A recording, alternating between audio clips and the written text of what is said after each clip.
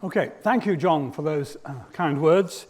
I'm a huge fan of the Cambridge Philosophical Society, and I'm therefore deeply honoured to have been invited by the Society to give a lecture this evening. I'm a fan for all sorts of reasons. In particular, I think it's amazing, you've probably been told this before, to think that the Society has a record of regularly mounted lectures on Monday evenings in term that goes back to the very first lecture on a February evening in 1819, which took place in what is now the new museum site, what was then the old Botanic Garden.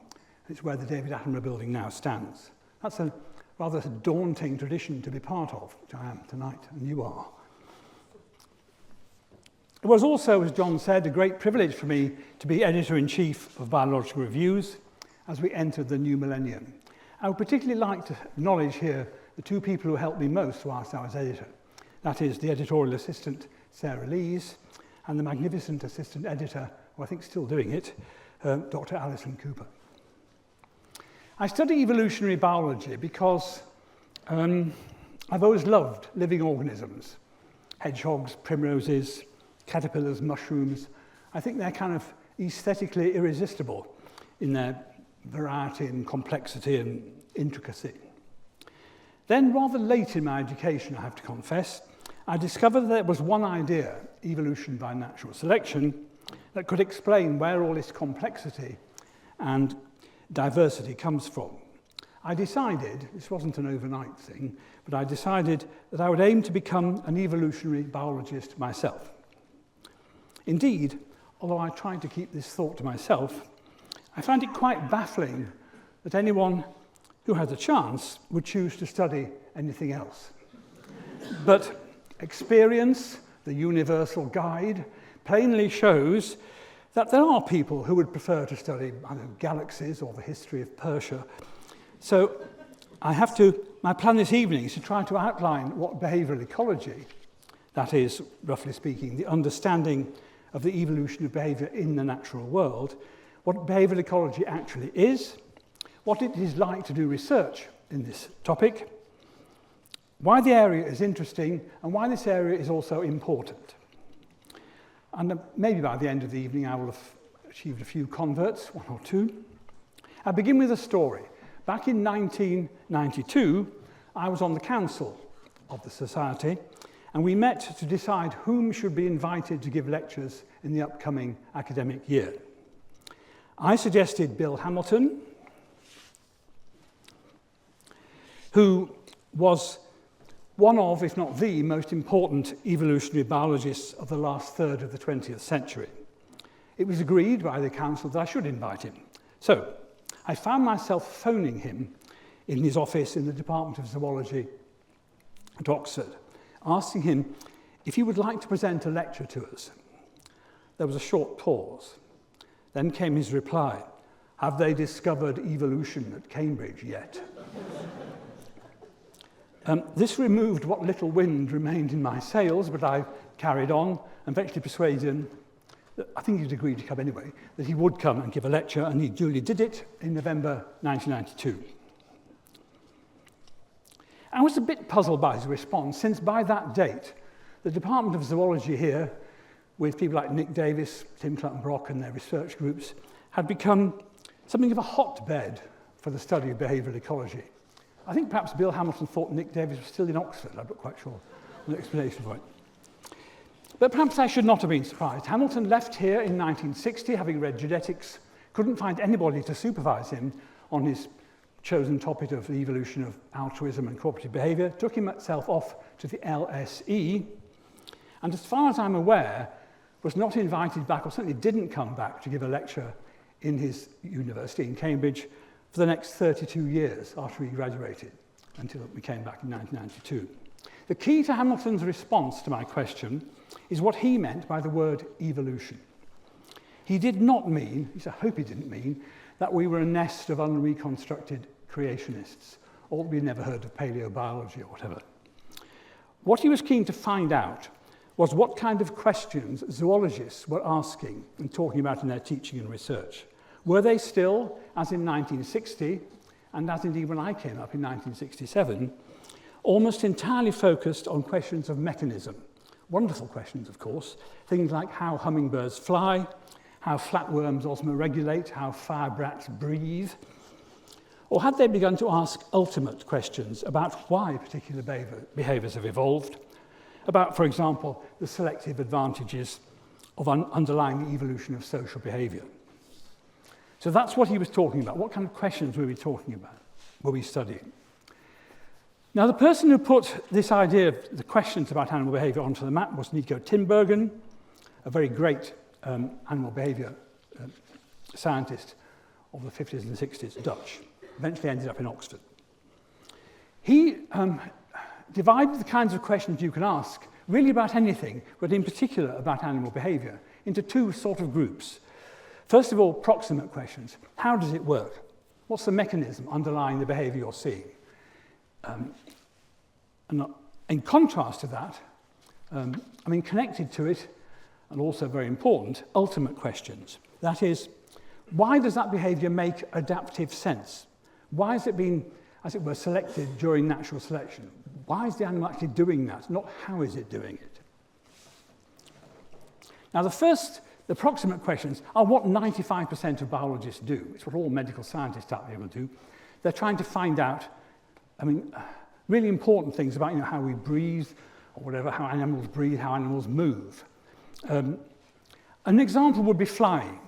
I think flight is probably more interesting from a proximate point of view. That is, how does an insect gain lift by moving its wings backwards and forwards? Not an easy question to answer. Perhaps less interesting is, why is the insect flying? Not to get from A to B, I suppose. But one could ask questions about migration. Why does the Arctic tern and fly from the Antarctic to the Arctic every year? And so on. Those are two types of questions. Ethology was a name given by the animal behaviourists themselves, Tinbergen and so on, to the proximate study of animal behaviour. And we owe them an enormous debt, because up till then, more or less, behaviour had been regarded as a rather, sort of continuous, vague thing that animals did and couldn't really be quantified. It wasn't the same as studying iron secretion in a Malpighian tubule, for example. They showed that you could study animal behaviour in this way. You could quantify it into what animals were doing, reacting to each other and to the environment.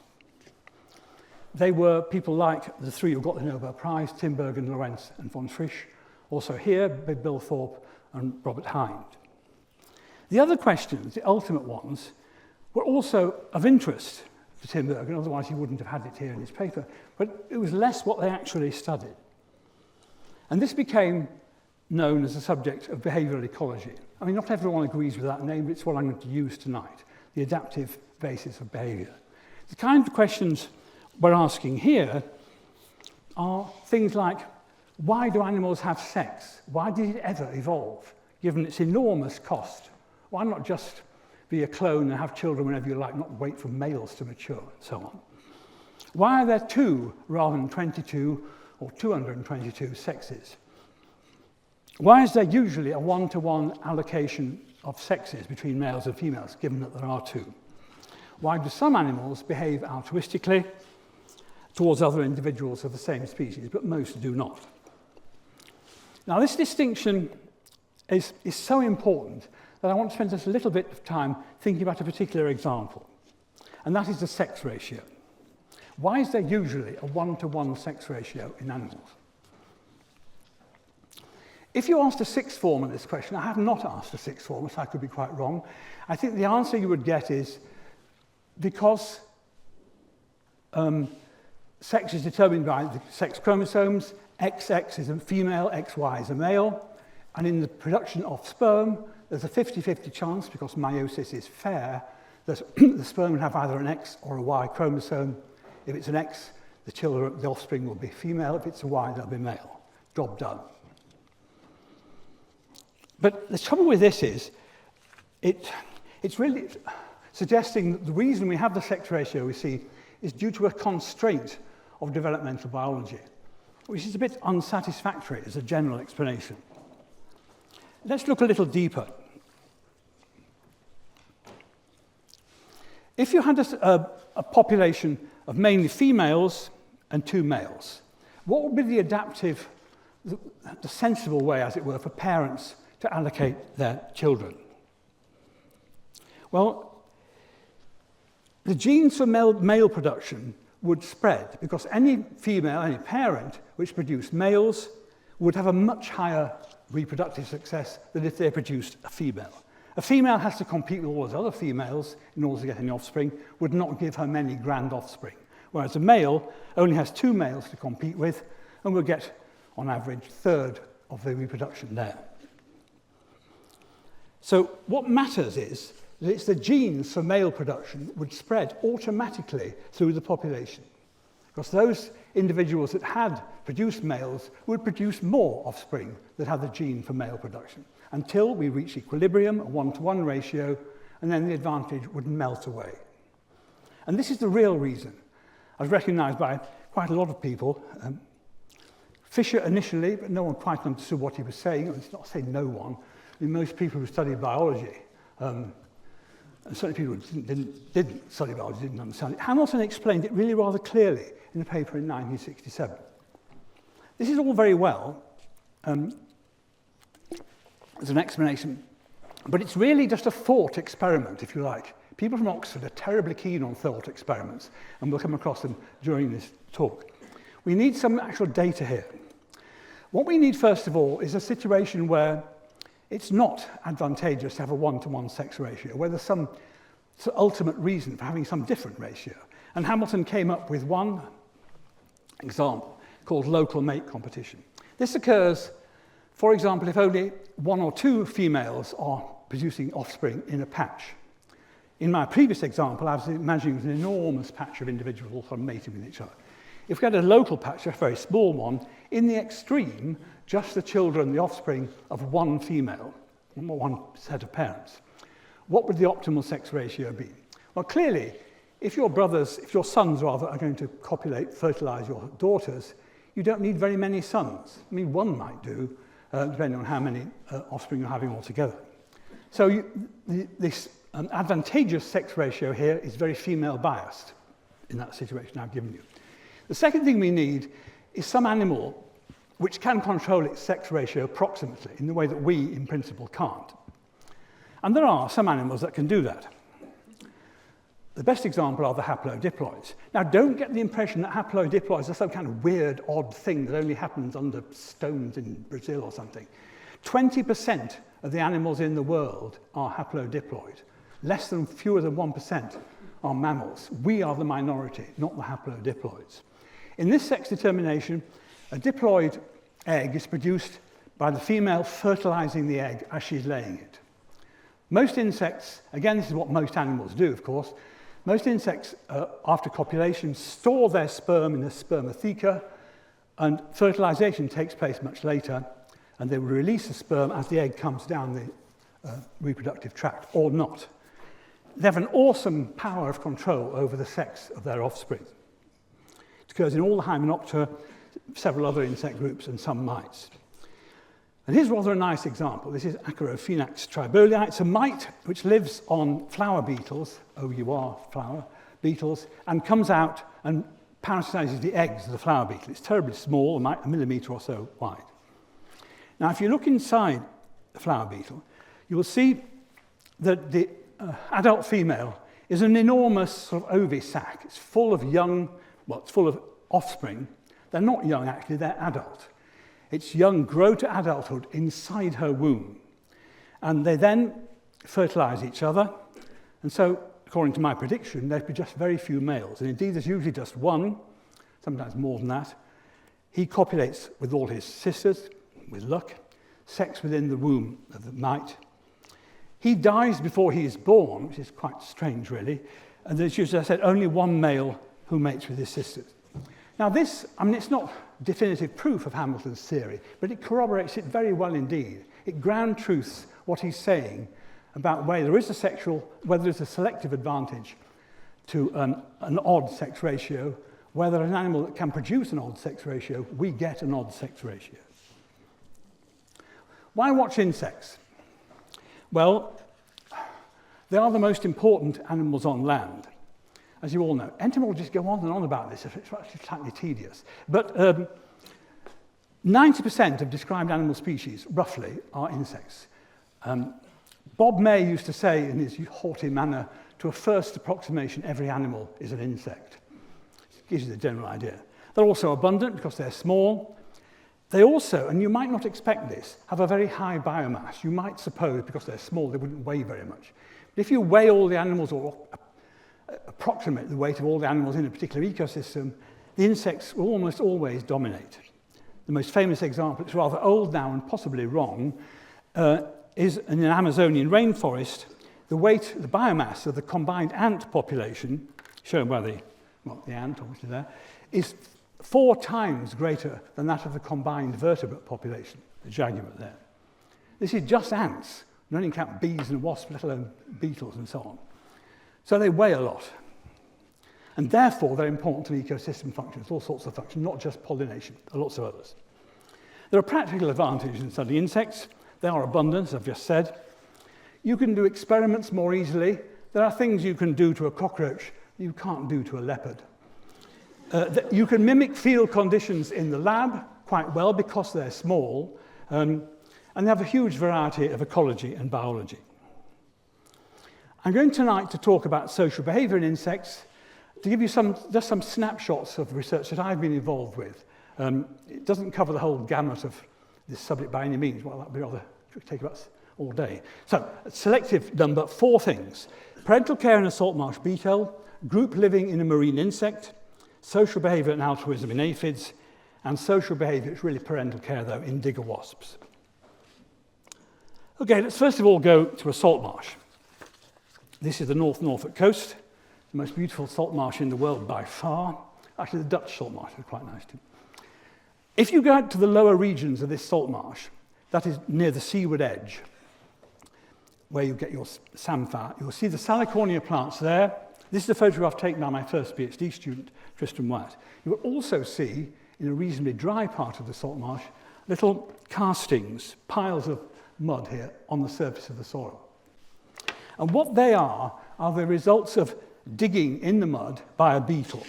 You might also see the flash of her elytra, her red wing cases. This is a beetle, Bleedius spectabilis. There are wing cases. There's her burrow. If you dig down, it's quite deep, about 6 centimetres or so long, 2 millimetres wide here, this her burrow, quite narrow. Well, 2 millimetres at the neck, a little bit wider lower down. She lives there with her babies. She lays her eggs in beautiful side cells, sort of little bits off to the side, and she glues the egg to the top of those side cells, so it's not in contact with, it's on a kind of stalk, it's not in contact with its surroundings. The eggs hatch into young larvae, which leave at the end of their first stage, their first instar. So they're there with their mother, inside this burrow. She feeds them too. She brings algae down from the surface there in a little straw, and they rush up and eat it. Also notice on the photograph on the left that the area around the burrow is well oxygenated compared to other areas, which can be quite black and sulfide rich. So the question here is, why does this beetle show parental care? Parental care, again, you might think this is what all animals do, because you do it, mammals do it. Well, it's not. It's very, very unusual. Almost no insects show parental care. So it's quite interesting to ask the question, why has it evolved in some species and not in others, within the majority of groups? What Tristram did was to, because at this stage we were under the grip of the physicists in the zoology department, we thought this would all be to do with what happens when the tide comes in, which indeed it is rather, and he mimicked tidal coverage of the burrows by putting pressure onto some seawater onto agar between 2 glass plates, and made burrows of various diameters. And basically what this showed was, if you have a narrow neck, then the living space doesn't fill with air. The neck itself, on the whole, doesn't fill with air, whereas a wider one does. In other words, it's a matter of surface tension. A 2 millimetre diameter orifice doesn't let the water in, at least to begin with. So, these beetles have a claret wine bottle-shaped, long, narrow neck burrow. The referee of our first paper on this did not like the reference to claret. He said only a high-table Oxbridge kind of a person would be arrogant enough to use such an obscure metaphor. I think in retrospect he was correct, but we soldiered on and the editor didn't mind too much. It doesn't really look like a claret bottle at all, but the point is the burrow is there and it suddenly narrows into the neck. This keeps out the initial tidal flood. The mother beetle quickly, 4 minutes or so, plugs the neck to prevent flooding. At low tide, she has to unplug it to replenish the air supply. And her beetle, the larvae, leave the maternal burrow towards the end of the first larval stage, the first instar, and dig their own burrow elsewhere. So it looks as though the reason, as it were, for parental care is to do with the physical environment, the tide coming in. And if you're with your mother, she stops the tide coming in. That shows it there again. This work actually, forgot to mention it, this work was done initially by someone called Eleanor Bro Larsen, who was a Danish lady, the first Dane to get a PhD in science during the Second World War. We extended it.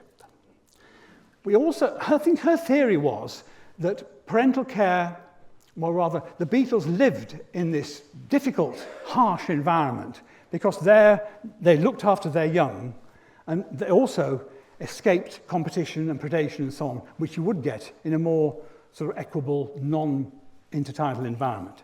I think in that respect she was wrong because these things are attacked, just like all insects are, by other insects. At night, the larvae always leave at night, I assume to escape some birds trying to eat them. We don't know that. And they rush over the surface. I mean, there are something like 2,000 burrows per square metre. There are a lot of these things around. So at night, you'll find the old first instars moving about on the soil.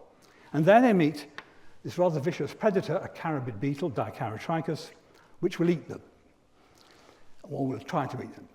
And we thought, well, maybe one of the reasons they stay with their mother until the end of the first instar is that by that stage, they have a fair chance of outwitting the predator. So we put on a sort of gladiatorial combat inside a little ring of plastic there, and put in it certain kinds of beetle, and got certain kinds of, well, there are beetles, the larvae of the Bledius, and let the beetles come in. Again, this is something you can't do with a leopard. And what we found was that the very young Bledius larvae cannot fight off a Galapagos. It just eats them easily. A second instar almost always gets away. It can run away and escape the carabid. But an old first instar, which is when they are dispersing, sometimes win, sometimes don't.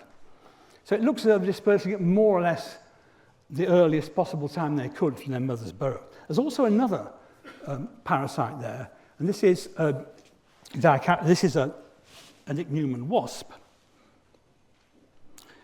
I saw this thing the first time moving over the surface of the mud. I thought, God, this poor thing lives in a salt marsh, it can get washed away. And it does get washed away. But before the tide comes, what it does, it finds the beetle's entrance with its antennae.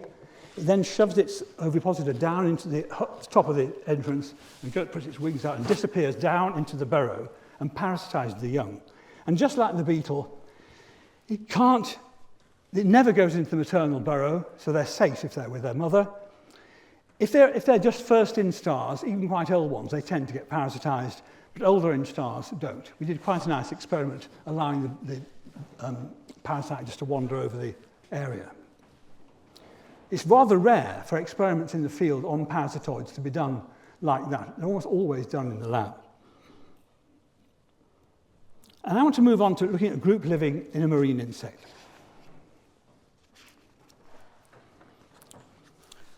Now, as I said, entomologists tend to go on about the diversity of insects as though they were kind of personally responsible for all this fecundity or whatever.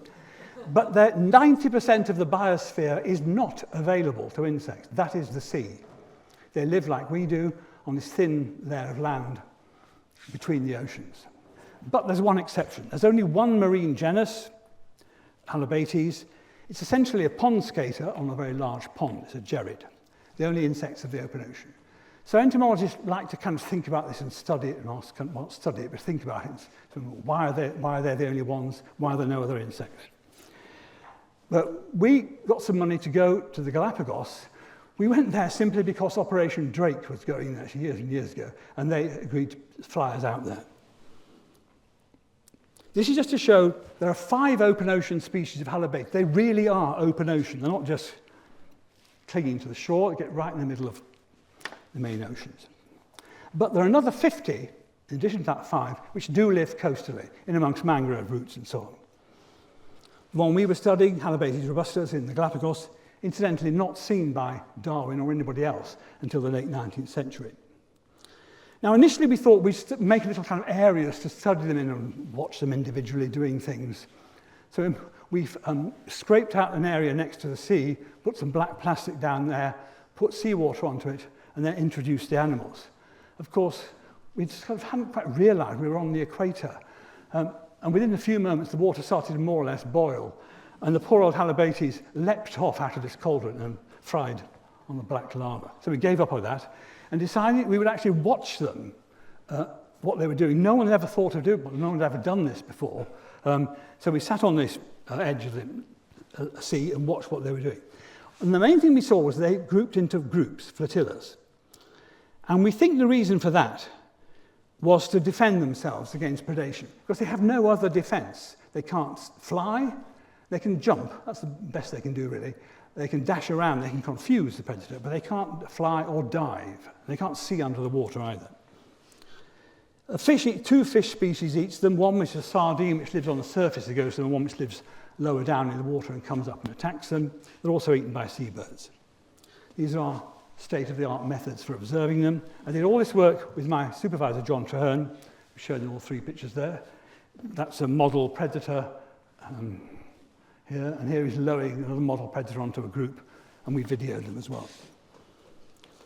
Now, the intellectual basis for what we were doing here, although we hadn't read it when we went the first time, was a paper by Bill Hamilton called Geometry of the Selfish Herd, which begins, imagine a circular lily pond. Imagine that the pond shelters a colony of frogs and a water snake. And here it is. There's the water snake. And in that pond are a lot of frogs. And the water snake wakes up every so often and eats any frogs that are in the water. So the frogs know this, so when they think it's about to wake up, they all come out and sit in what he called a disconsolate ring round the outside of the pond, a one-dimensional distribution. This is another thought experiment, if you hadn't realised. The snake then comes up and takes the nearest frog. Now, what that means, obviously, I think, to all of you, is that a frog which has a lot of space around it, like this one here, has a huge, what Hamilton called, domain of danger. And he's the one who's most likely to be eaten, or she, it, anyway.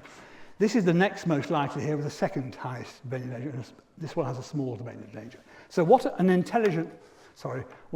a frog will be selected to do is to jump into a space between other frogs to reduce its domain of danger. Now, this seems incredibly obvious to all of you now, but it wasn't obvious in 1971 when he wrote this. Most people then thought groups of animals were somehow or other sort of cozy, helping each other, all warm and lovely together in a group, and the group was doing better by being a group rather than individuals. But what Hamilton showed really quite successfully is that this is a selfish maneuver. Aggregation has come about because individual animals are seeking to reduce the chance that they will be eaten by a predator. Now, the trouble with thought experiments, they do need some kind of ground truthing. And we realized we had quite a good example of this in our flotillas of insects. Because they can't...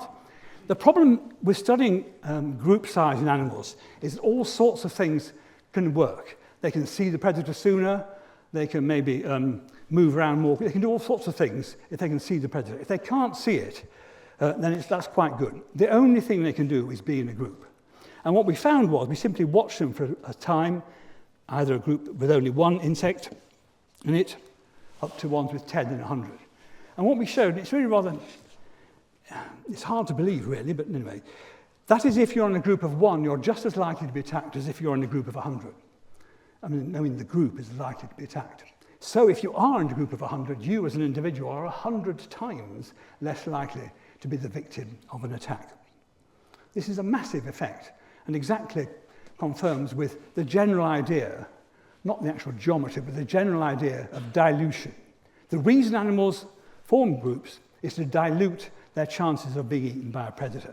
I think it was quite important that someone was able to show that actually did happen on some occasions. We also looked at another defensive behaviour they have, which is when they're attacked, they start to move around. Normally they're just swimming serenely on the sea, keeping their station. And then when something attacks them, they start to move around, randomly bumping into each other. And that, we suppose, although we have no evidence for this, deters or reduces the chance of each individual being eaten.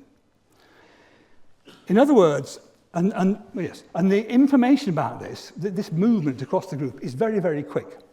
So if you're on the far side of a group and a predator comes here and starts nibbling away at your friends, or other members of the group, they will move around and that information spreads very quickly through the group, much more quickly than the predator itself is advancing. So it's a way of an individual animal sensing what's going on in terms of predation and so on, beyond its own immediate circumstances. It gets information from quite a long way away. We, for reasons, I'm not sure what the reasons were really, thought this was like the beginning of the Battle of Trafalgar. We completely misunderstood it actually, but more or less, the main point still holds. October 31st. Now you all know, I'm sure, the combined fleet was holed up in Cadiz Harbour, Spanish-French fleet, waiting to make a quick escape into the Mediterranean through the Straits of Gibraltar. Nelson was waiting for them out to sea, 50 miles away, unseen by the French fleet. And his idea was to bring them to battle. That's all he wanted to do. They spent years and years blockading all these ports. They wanted the fleet to come out, engage them in battle, and then because he was confident in his men and his armour and so on, although he had fewer ships, he could defeat the combined French fleet, Spanish fleet. So he had to be out of sight to kind of lure them out, but near enough to pounce when necessary. That meant he needed to know when they were coming out. And this is the similarity with the marine insects. On the morning of the 19th, 2 days before this, midshipmen on the frigate Sirius noticed the top men were rushing up the lanyards and lowering the sails, the very top sails, inside the harbour in the combined fleet. So they sent signal 370 in flags to the next frigate, and the signal went all the way back, the signal meaning enemy ships leaving port. It took 2 hours to travel 50 miles, and the information then got to HMS Victory, and Nelson could move into position. And here we have the Royal Sovereign breaking the line and defeating the combined fleet. Now, I don't think this idea has transformed the study of group animals, but it is used quite a lot as a metaphor. I found all sorts of things looking it up. Sheep being herded by sheepdogs, get information about the dog before they can see it, apparently. Shoaling intrusion, aggregation in harvestmen, and contagious yawning in chimpanzees. I hesitate to say this, I don't want you to all start yawning. But I have no idea what that's about, but that spreads. They get information about other chimps when they can't see them by this spread of the yawning itself. Okay, and now I want to move on to looking at social behaviour and altruism in aphids. This isn't entirely random. I did my PhD on aphids, I hasten to add, on saltmarsh in Norfolk, so I've always been interested in them. You don't need to know much about aphids. For most of the time, they're clonal. They're females which have baby females inside them, and those baby females have baby females inside them, and so on, like Russian dolls. Because they don't have to bother with waiting for males to become adult and copulate with them. They can just have their babies when they want. They can push out young things identical to themselves all summer long. They do usually, in most cases, not all, have a bout of sex in the autumn. So they get the best of both worlds, a little bit of sex in the autumn, but otherwise don't bother with males. And they feed on the phloem of plants. Very, very unhealthy diet. Now, I want to talk about altruism in this group. It seems, I'm sure you all think, extremely unlikely that an aphid would ever fight back. I mean, they're almost an epitome of victimhood in the insect world. They sit there in their groups waiting for a hoverfly to lay an egg on them, or a parasitoid to lay an egg in them, or something to eat them, or to be sprayed with something. But yet they do, and this is quite important. It shows, we all think that's a kind of constraint on being a soldier. Well, it doesn't look as if you ever be a soldier. Well, look more closely. Altruism we can define empirically as a behaviour by one individual, the actor, that increases the fitness of another, the beneficiary, but reduces the fitness of the actor. It's entirely operational. It's nothing to do with how the actor or the beneficiary feels about any of this, of course. When might altruism evolve? Well, only when the actor and the beneficiary, according to this theory, are related, are kin. This is the basic concept of kin selection, which I'm not going to go into in any detail. It was essentially, the term was invented by Maynard Smith, but the concept was largely developed and written about by W.D. Hamilton himself in 1963 and 4. So we would expect, we're only going to get kin selection, altruism rather, when the two actors are related. So you'd expect aphids to be extremely kind of altruistic, and they're related to each other by one. They're a clone a lot of the time. Now, Hamilton was puzzled by this in his 64 paper because he couldn't find any examples of altruism in free-living colonial organisms.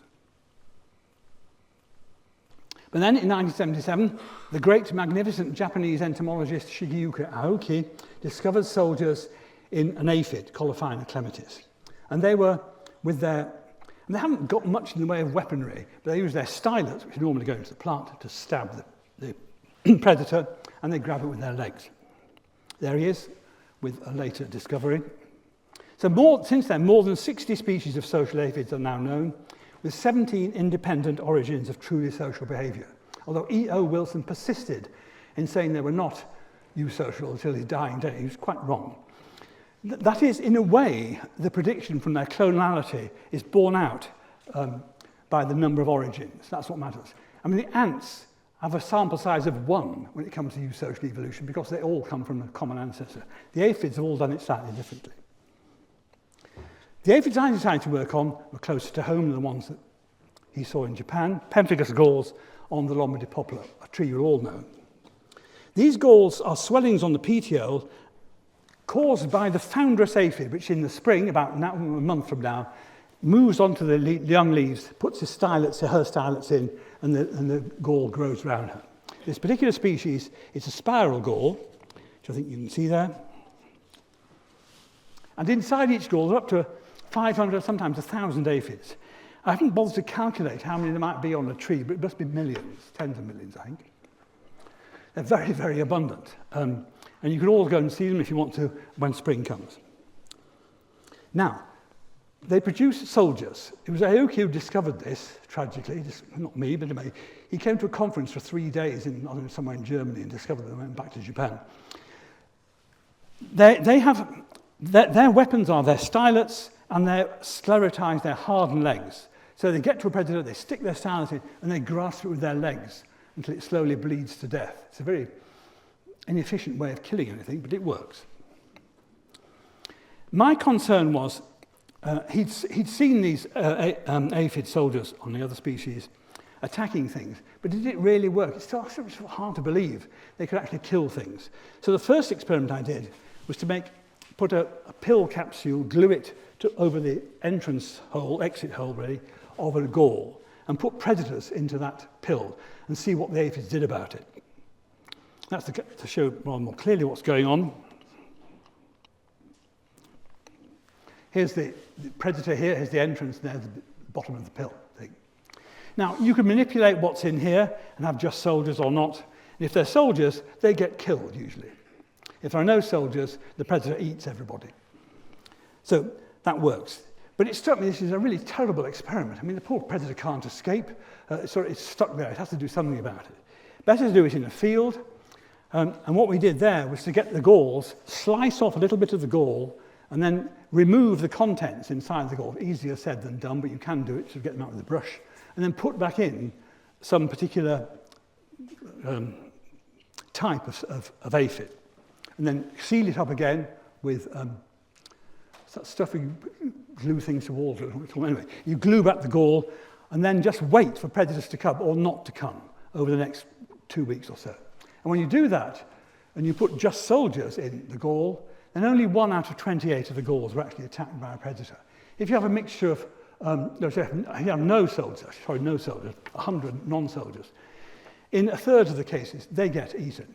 So this shows pretty convincingly what we kind of knew all along, but I think it needed showing, that the aphid soldiers do work. They do stop the gall being scraped out, eaten by a predator. This just shows a picture of a predator here being attacked by aphids. Here's one here, there's a little video of it. As you can see, this is a moth larva, a predatory moth larva inside the gall being attacked by aphids in Japan. You can see it's not a kind of like a quick death. It's quite a slow business. They don't always die. Sometimes they just leave the gall, but it works. And it's hugely altruistic, of course. A lot of the aphids die whilst they're doing this. Another thing that was shown, not by me, but by Keigo Uematsu in Japan, is that well, at least one aphid species, I'm not sure it's been shown anywhere else, the old aphids, when they're past reproduction, have a function in life. Now, this is very, very unusual in animals. I've used the word menopause here, probably unadvisedly. Let's call it post-reproductive life. Most animals, when they're finished reproducing, die. There's no selective point in living once you've died, once you've reproduced, so you may as well die. It only happens in humans, some pilot and killer whales, and in this aphid. That's its name. It forms galls on oak trees. Beautiful galls, formed again by the foundress, sticking a stylus into the growing leaf petiole, and that's what it looks like at maturity. And inside there, a little bit before maturity, here are the adult females. They're all female again, they're just reproducing clonally. And she's full of embryos. These blue things are individual baby aphids about to be born. She has this small gland at the back, a wax gland. Then when she's finished reproducing, she doesn't die. She develops this wax gland into an enormous thing which fills her entire body. So she's like a walking container of wax. So, I mean, they're not kind of ladies who lunch these things. They're warriors. They go out and kill things. So at the entrance to the gall, they move, once their gland is full, to the entrance to the gall and wait to be attacked. And when they are attacked, and here's a sort of we've been attacked by something metal here, prodding it. Imagine that's actually a ladybird trying to eat it. It produces these huge things from the wax gland at the back. And they immediately solidified and glue themselves to the predator, and the aphid and the predator then die. So a fatal shroud of glue envelops both of them. Altruism at a rather extreme condition. But it's the altruism of a post-reproductive female. Very, very unusual to see this happening. They have a quite strange life. That female, as a baby, would have been also a soldier, a first instar warrior going to the edge of the gall. She then reproduces, and then she goes back again as a grandmother aphid. Another thing that these gall-living aphids do is, if you think about it, the one thing you all know about aphids is that they produce excrement on your car when you park under a lime tree. Now, that's fine if you're on the leaf. If you're in a gall, it's not at all fine. You're going to drown in your own excrement quite quickly. So they have to do something about this. And what this species does is to produce tons and tons of wax from its dorsal surface there. Those wax filaments break off, cover the whole of the inside of the gall. And when they produce their honeydew, the stuff that drops onto your car, it is immediately forms, not from any action by the aphid, just by physical forces, into a globule like that. A liquid, a solid marble, actually. So the wax on the outside, the honeydew on the inside. And then this can be dealt with by the aphids, because they won't get covered in the liquid. They can push it out, and here's one sort of doing it there. You see its head there, it's pushing that one there. They push those globules out of those honeydew droplets out of the gall. How they do it depends on how big the droplet is. If it's very large, this is quite rare, they behave like a sort of performing seal and walk on top of the droplet until they and the droplet falls out of the gall. If they're very small, they kick it out, or sometimes they go backwards, sometimes forwards, pushing it out. So if they don't do that, then death ensues. And it's the soldiers that are doing this. It's not the other instars, just the baby ones. We did a rather cruel experiment, another one you can't do on leopards. We put the gall the wrong way up, so the entrance was at the top rather than the bottom. It slowly, despite their best efforts of pushing out the droplets, filled up with honeydew and they all died. So it's really important that they keep their home clean. One other thing they do is gall repair. Galls can be broken by all sorts of reasons, predators and so on, just accidents by another stalk hitting it. The British aphids deal with this by the first instar just stabbing the sides of the gall, which then grows at the side of the plant, at the side of the hole, and the gall then grows back and covers the orifice. But in Japan, they do it much more interestingly. This aphid here, Nippon aphis, has a novel mechanism. What it does is it can do a kind of rapid clotting mechanism, the aphid can, and within 1 hour, it shuts the hole. The hole is repaired by the aphids, like wax again, which solidifies. There's then wound repair from the plant, takes several days, but that's fine. The immediate danger is over. And here I'm hoping is a video showing this happening. So here's a hole made by the experimenter in the side of the gall with a pin, and there are the aphids heroically coming to seal this defense by excreting or producing this liquid which rapidly solidifies around the margins of the hole.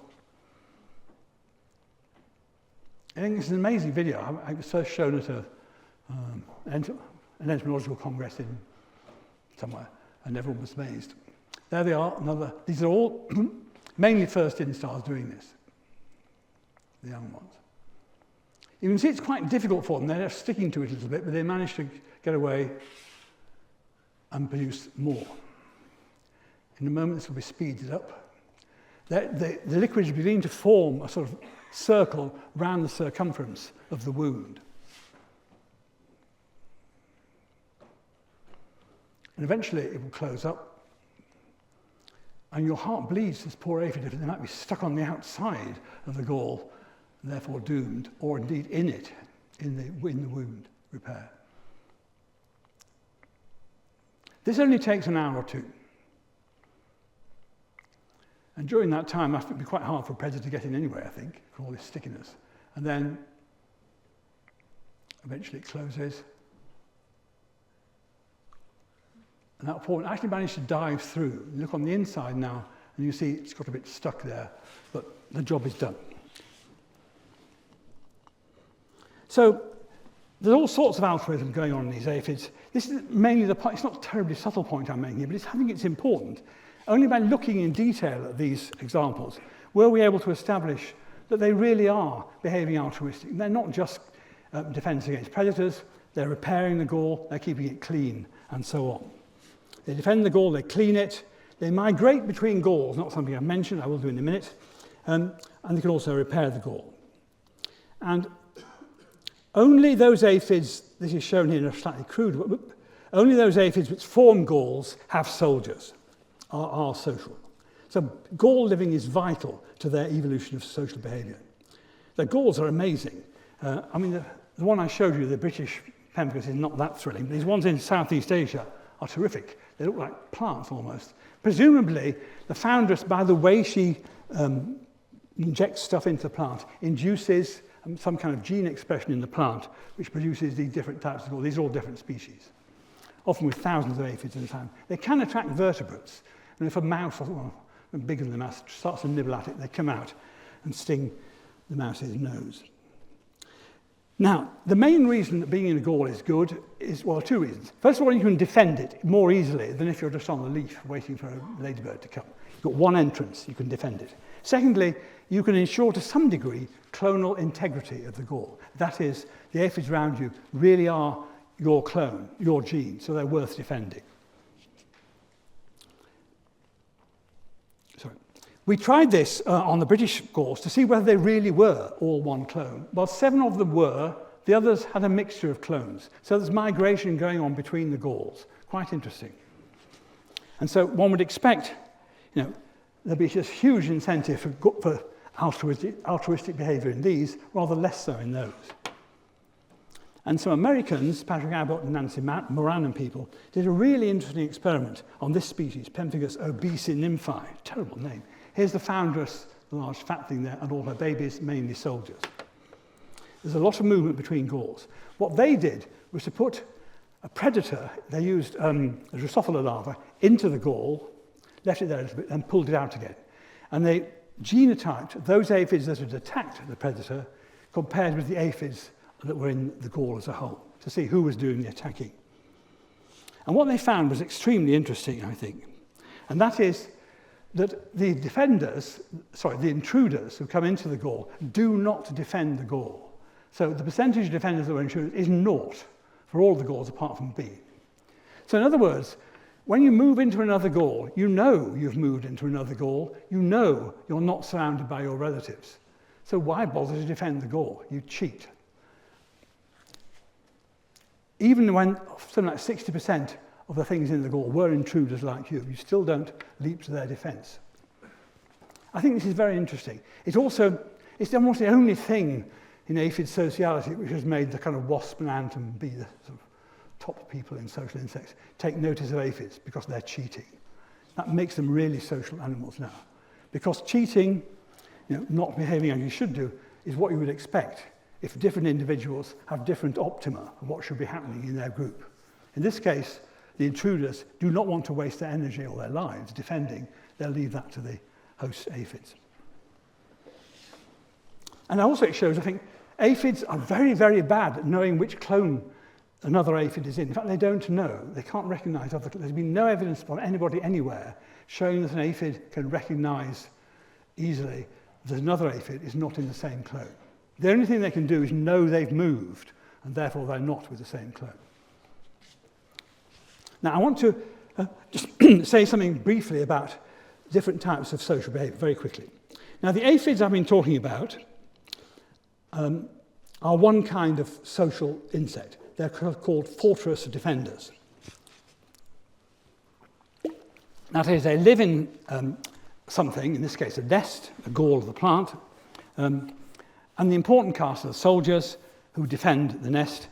The colonies remain small, so they're kind of interesting but not probably ecologically all that important. The great social insect groups, though, are shown here by this wasp. Oh, this one is not, in fact, social.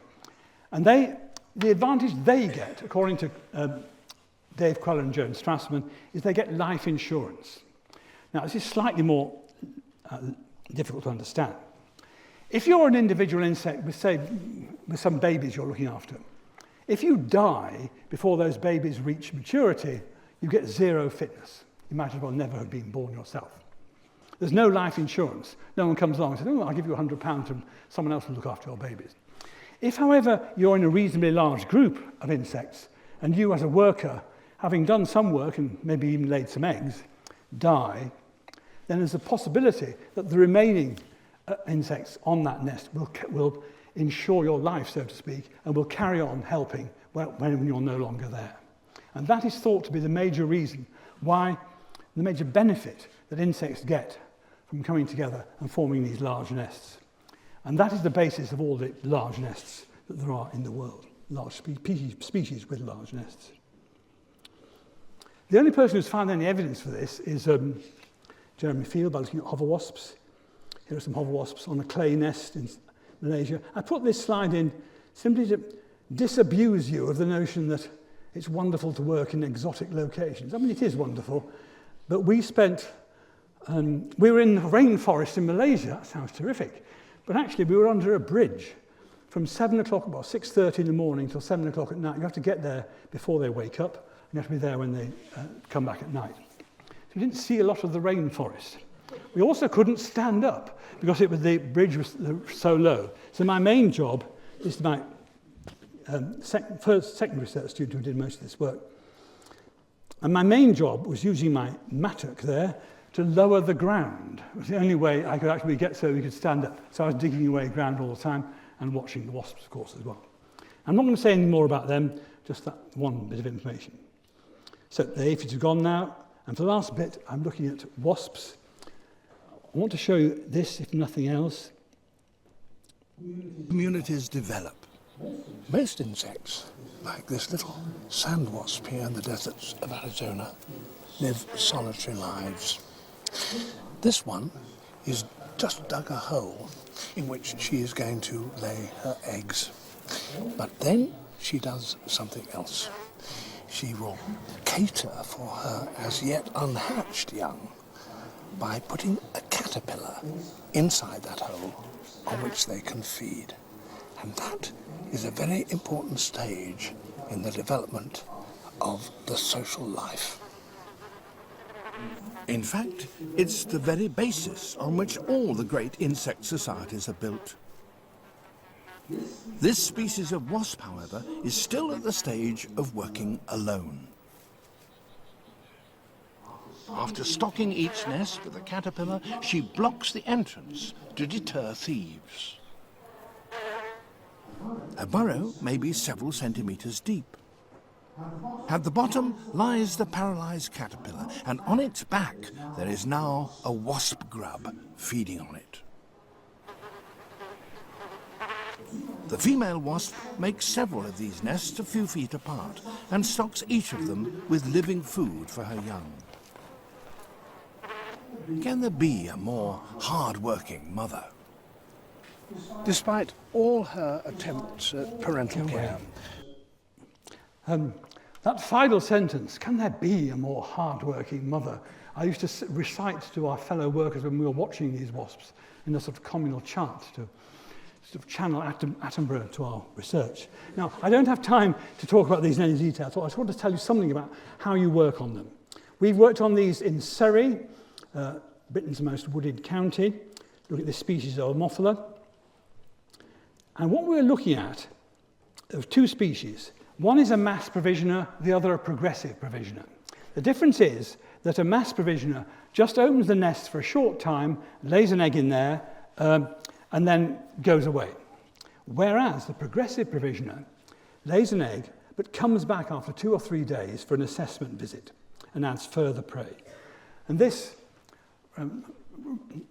in spite of what Attenborough said, this is really the beginning of social life. This transition from a mass provisioner to a progressive one means there's the possibility, if she comes back sufficiently long time after, she actually interact with an adult baby. She interacts with quite a big offspring. Now, we first of all did experiments to see why progressive provisioning would ever evolve, because it seemed like a bad idea, because there's a huge danger you will die during these 2 to 3 days and get nothing, as I've said. There's no life insurance here, whereas a mass provisioner does it all at once and goes away. But the big advantage of being a progressive provisioner is that your nest is open for not just a few moments on the first egg you lay in there, and then you close it. And then you come back 2 to 3 days later and you open it, and instead of an egg in there, there's a great big fat wasp. Whereas the mass provisioner has her nest open just the same amount of time, but it's always on the first day, and it's always an egg that's in there, a very vulnerable egg. And we showed that actually the big wasp larvae can fight off the flies. Here are the flies. They're wonderful things. Whenever you see a wasp coming into its burrow area, there's almost always a fly as if attached by a sort of string of thread or something behind it. And they sort of fly about together, and eventually the wasp goes down, and the parasite goes down, and they wait there, thinking, oh, God, if we could go away. And the wasp gets up, and the fly gets up. Sometimes the fly gives up, and it gets on. The wasp then goes to the burrow, the fly goes to it, and squirts a young, not an egg, a young larva into the nest. The other ones, the Theodanthax, does something similar. It flies about above the surface and squirts eggs in from the sky, like a bomber, into the nest entrance. Now, I've done that. Don't worry, coming to an end. So we watch these things. We watch them dig the nest, bring in their caterpillar. They turn around and take it in backwards. And if they stay there for more than 30 seconds, we know they've laid an egg. So when one goes in, somebody shouts, the person who's watching it shouts out, in! And then a little bit later, out! And someone else has measured the time. And if it's more than 25 seconds, we know they've laid an egg. We then mark them. Here's Jeremy Field doing the marking. Note the Humbrol paints. This is a very tricky business. You have to hold them with marigold gloves, just thick enough to stop them stinging you, but not so thick that you can't feel their legs. You use Humbrol paints stirred with matchsticks to keep the right consistency and put 3 blobs of paint on them. You then hold them for a little while and then let them go and they immediately fly back to their nest. That's the result. Here is yellow, white, red. And then the rest of us sit there watching. I mean, I do catch them to begin with. I then sit there watching them and say what yellow, red, white is. It's just quite hard to remember what the sequence is. You say, oh, yellow, white, red. Yeah, that's it. It does. It's just worth saying how you do this. First of all, when you're looking at the nest being formed, you see where it is, you name it. I mean, there were 300 to 400 nests in some years. And you also note what the direction of the nest is. So if it's going in towards the west, you say west or southwest. And then you know that the burrow is going away from this point here in that direction. Therefore, you can dig in later. The burrow's going away, and dig in there and get the thing out and change the contents of the nest. Or you can use a model nest by a technique invented by Gerd Berends in 1941. Made plaster of Paris with a hole in the middle with a neck up to the top and persuade the wasp to lay its egg in there. Then you can lift it off and change the contents of the nest. Quite a powerful technique.